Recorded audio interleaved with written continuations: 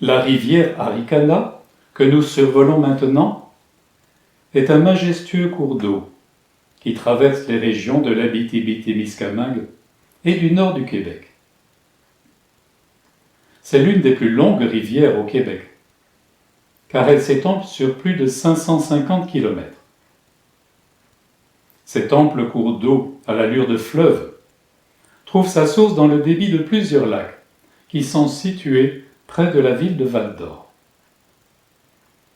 Elle coule vers le nord et se jette finalement dans la baie de James. Son bassin versant est immense, couvrant une superficie de plus de 20 000 km².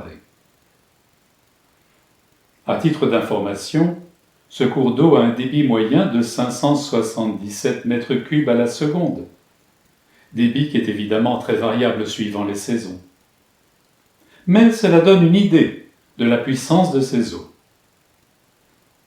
Cependant, la rivière Arikana étale ses méandres dans un paysage très horizontal, avec une faible pente.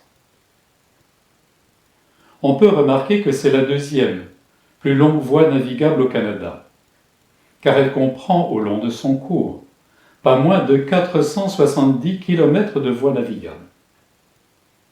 Ce fut donc une importante voie de communication.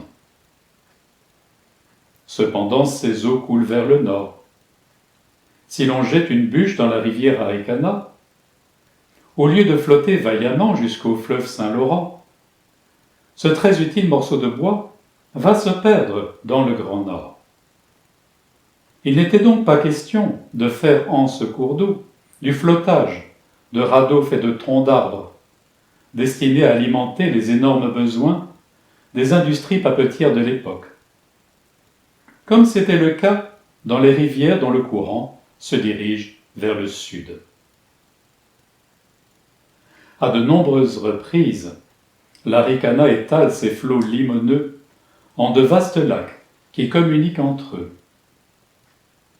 C'est ainsi que s'est créé le lac Lamotte, que nous allons découvrir maintenant.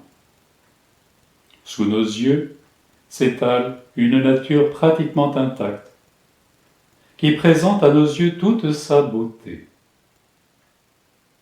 Venez, il est temps de descendre le sentier qui mène à son rivage.